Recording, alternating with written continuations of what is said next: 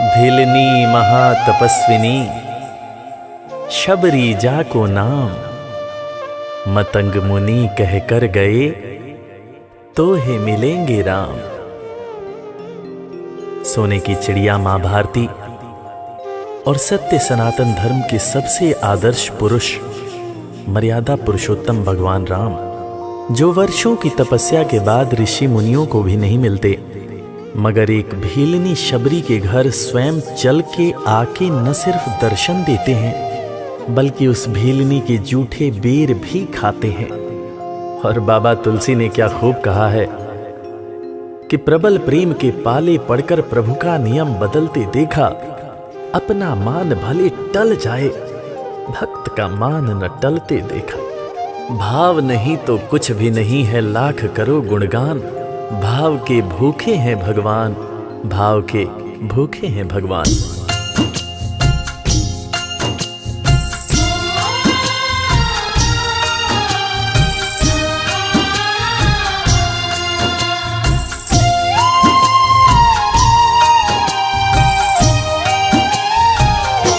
भाव के भूखे हैं भगवान, भाव के भूखे हैं भगवान, भाव के भूखे हैं भगवान, भाव के भूखे हैं भगवान।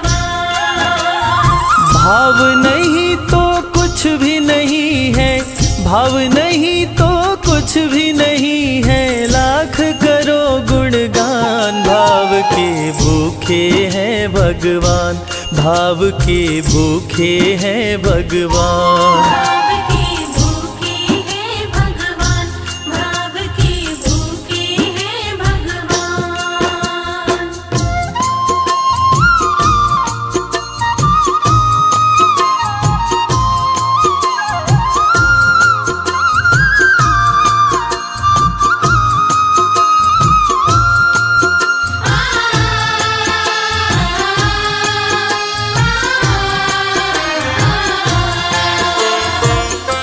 एक थी शबरी भक्तन, न्योछावर करके तन मन, मतंग मुनि के संग में करती थी प्रभु का कीर्तन। मतंग मुनि के संग में करती थी प्रभु का कीर्तन। बागों से चुन चुन लाती, प्रभु को फूल चढ़ाती, गंगा के पावन जल से रोज स्नान कराती। गंगा के पावन जल से रोज स्नान कराती। चरण धो के श्री राम का करती, चरण धो के श्री राम का करती, चरणामृत का पान। भाव के भूखे हैं भगवान, भाव के भूखे हैं भगवान। भाव के भूखे हैं भगवान, भाव के भूखे हैं भगवान।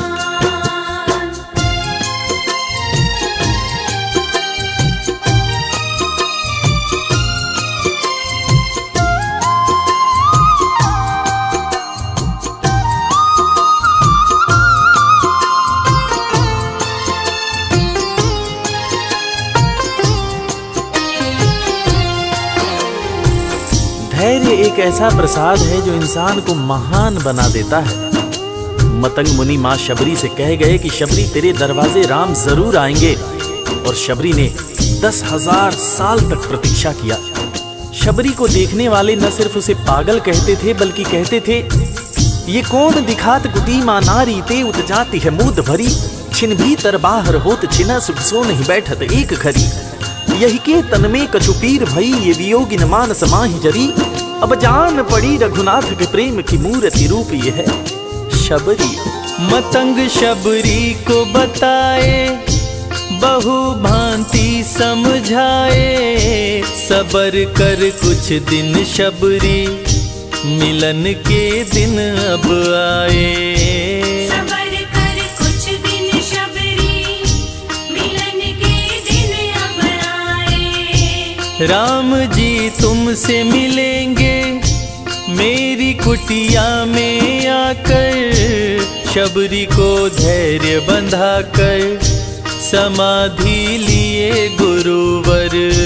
शबरी को धैर्य बंधाकर समाधि लिए गुरुवर। राम नाम में लीन हो गई, राम नाम में लीन हो गई, गुरु से पाकर ज्ञान। भाव के भूखे हैं भगवान, भाव के भूखे हैं भगवान। भाव के भूखे हैं भगवान, भाव के भूखे हैं भगवान।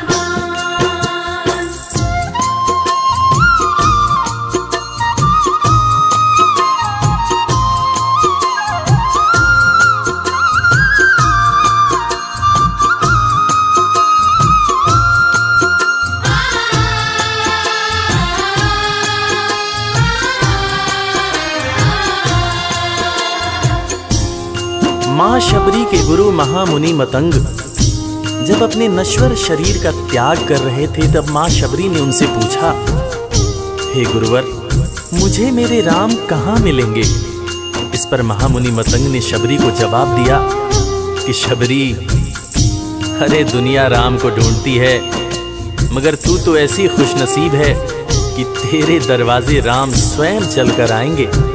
माँ शबरी को अपने गुरु की बातों पर अटूट विश्वास हो गया।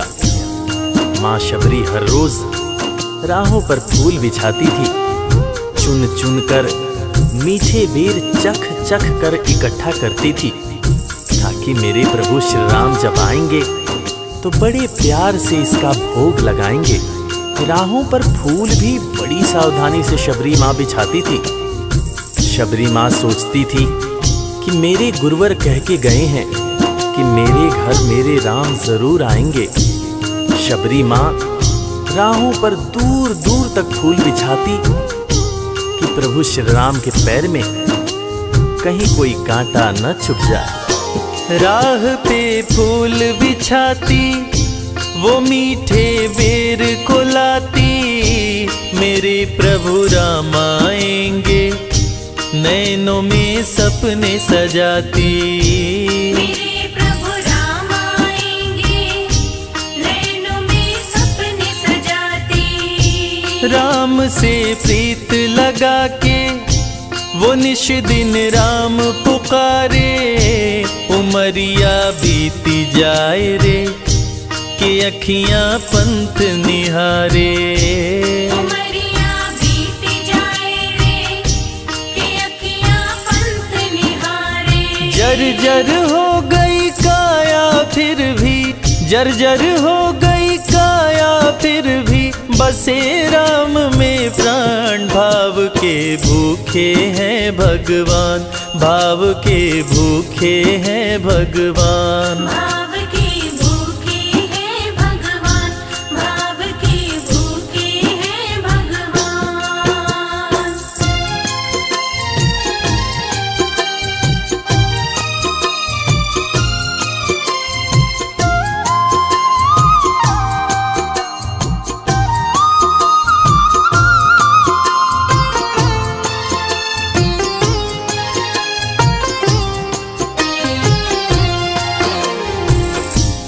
समय समय के साथ बीतता गया।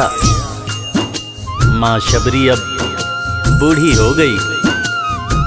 माँ शबरी की उम्र जैसे जैसे बढ़ती गई, प्रभु श्री राम के प्रति उसका प्यार और भी ज्यादा गहरा होता गया।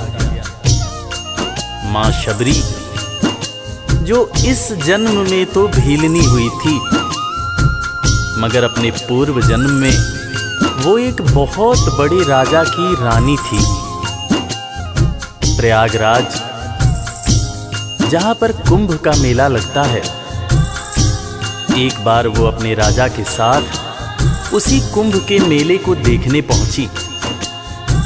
अपने पूर्व जन्म में भी मां शबरी को प्रभु श्री राम से उतना ही ज्यादा प्यार था। उस वक्त रानी ने अपने पति से ये इच्छा जताई कि मैं बाहर जाकर संत महात्माओं के साथ भजन कीर्तन करूंगी, जिस पर उसके राजापति ने ये कहकर मना कर दिया कि एक महारानी को इस तरह के छोटे लोगों के साथ बैठना शोभा नहीं देता। ये बात महारानी के हृदय में चुभ गई। महारानी ने गंगा के पानी में जाकर अपने प्राण त्याग दिए और ईश्वर से कहा, हे मेरे प्रभु, हे मेरे राम, इस जन्म में तो आपने मुझे बहुत खूबसूरत बनाया है, अगले जन्म में चाहे मुझे कुरूप बना देना। इस जन्म में आपने मुझे उच्च कुल में जन्म दिया है, अगले जन्म में चाहे तो मुझे भीलनी बना देना। मगर हे प्रभु, मेरा अगला जन्म जब भी हो, मुझे ये सौभाग्य जरूर देना कि मैं तुम्हारे नाम को जपूं, मैं तुम्हारा नाम लूं, मुझ पर कोई बंधन न हो। वो राजकुमारी अगले जन्म में माँ शबरी बनी, वही माँ शबरी जो कुटिया में प्रभु श्री राम की राह देख रही थी। वो सुंदर आसन लगा के, स्वच्छ कुटिया को सजा के, राह आंचल से बुहारे, प्रभु का ध्यान लगा के। राह आंचल से बुहारे, प्रभु का ध्यान लगा के। और ना अब तड़पाओ, राम मेरे आ भी जाओ, दरस बिन शबरी व्याकुल, राम मेरे दरस दिखाओ। दर्श बिन शबरी व्याकुल, राम मेरे दर्श दिखाओ। दरस की आस लगी मेरे प्रभु जी, दरस की आस लगी मेरे प्रभु जी, पूर्ण करो अरमान। भाव के भूखे हैं भगवान, भाव के भूखे हैं भगवान। भाव के भूखे हैं भगवान, भाव के भूखे हैं भगवान।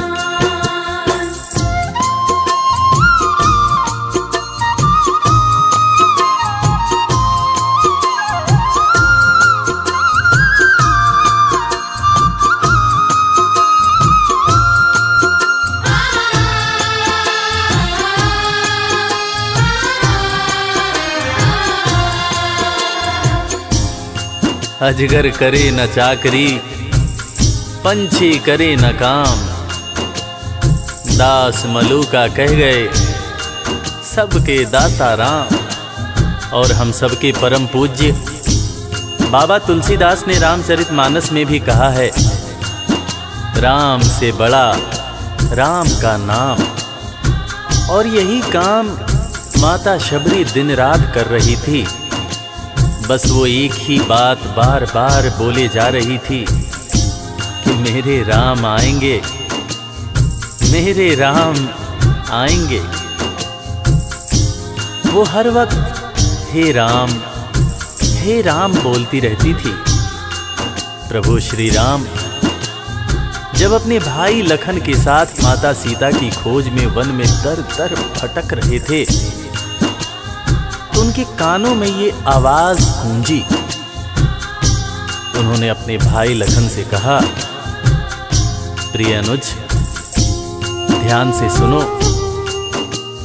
मेरी एक माता है जो वर्षों से मेरी प्रतीक्षा कर रही है।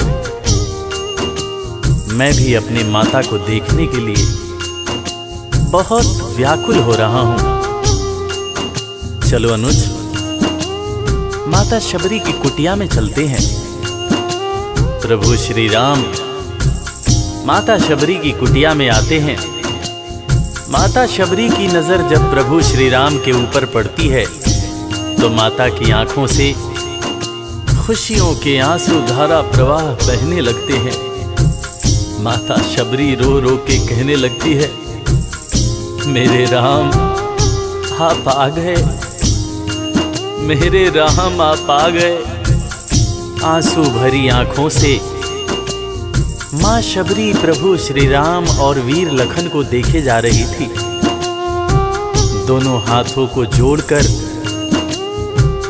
दौड़े दौड़े माँ शबरी ने प्रभु श्री राम के पैर पकड़ लिए और कहने लगी, मेरे राम, मैं तो 2 जन्मों से आपकी प्रतीक्षा कर रही थी। लोग मुझे पागल बुला रहे थे। मेरे गुरुदेव ने मुझसे कहा था कि शबरी, राम लक्ष्मण के साथ एक दिन तेरी कुटिया में जरूर आएंगे, जरूर आएंगे। राम संग लखन को आते देखी प्रभु को मुस्काते, प्रभु के पास में आई कुटिया से दौड़ लगाते। प्रभु के पास में आई कुटिया से दौड़ लगाते। राम से मिलन हुआ जब तो शबरी सुध बुध खो गई, प्रभु के पाँव पकड़ के भाव में विह्वल हो गई। प्रभु के पाँव पकड़ के भाव में विह्वल हो गई। खुशी के आंसुओं से पग धोए, खुशी के आंसुओं से पग धोए, भक्त न शबरी समान, भाव के भूखे हैं भगवान, भाव के भूखे हैं भगवान। भाव के भूखे हैं भगवान, भाव के भूखे हैं भगवान।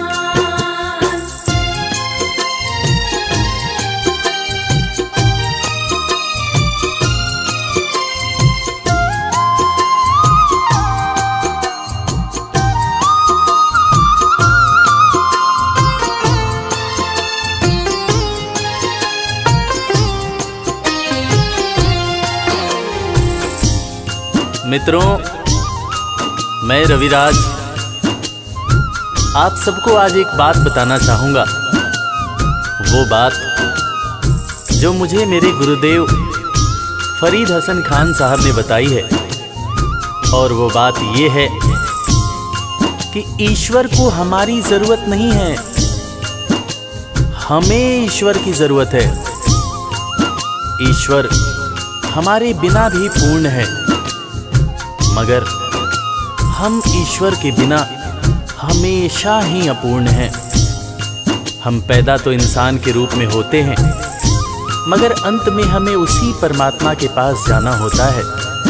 इसलिए हमें जीवन में हर वो कार्य करना चाहिए जो ईश्वर को पसंद हो, और ईश्वर को सिर्फ यही पसंद है कि हम नेक दिल बने, दयालु बने और सदैव ही अच्छाई के मार्ग पर चलें, चाहे कितनी भी कठिनाई क्यों न हो। और हमेशा अपने परमात्मा को याद करते रहें, चाहे ईश्वर के रूप में, चाहे अल्लाह के रूप में, गुरु नानक देव जी के रूप में, चाहे ईसा मसीह के रूप में। जो भी इंसान ईश्वर को याद रखता है वो कभी जीवन में किसी का बुरा नहीं कर सकता। बुरा करना तो दूर की बात है, वो किसी का बुरा सोच भी नहीं सकता है। उसका मन हमेशा साफ और शांत रहता है। मन हो गर निर्मल संजय, प्रभु जी दौड़े आते, प्रसाद की बात करें क्या, वो झूठे बेर भी खाते। प्रसाद की बात करें क्या, वो झूठे बेर भी खाते। बात है सच्ची लेकिन हम सब, बात है सच्ची लेकिन हम सब इससे हैं अनजान। भाव के भूखे हैं भगवान, भाव के भूखे हैं भगवान। भाव के भूखे हैं भगवान, भाव के भूखे हैं भगवान। भाव नहीं तो कुछ भी नहीं है, लाख करो गुणगान। भाव के भूखे हैं भगवान। भाव के भूखे हैं भगवान, भाव के भूखे। इस कथा के लेखक पंडित संजय तिवारी जी, साउंड इंजीनियर श्री कैलाश डंडरियाल जी, मैक्स स्टूडियो दिल्ली, संगीतकार लवली शर्मा, मैं आपका अपना रविराज और वीर म्यूजिक परिवार की तरफ से आप सभी को कोटि कोटि प्रणाम करता हूँ। किसी भी त्रुटि के लिए हम क्षमा प्रार्थी हैं। बोला भक्त और भगवान की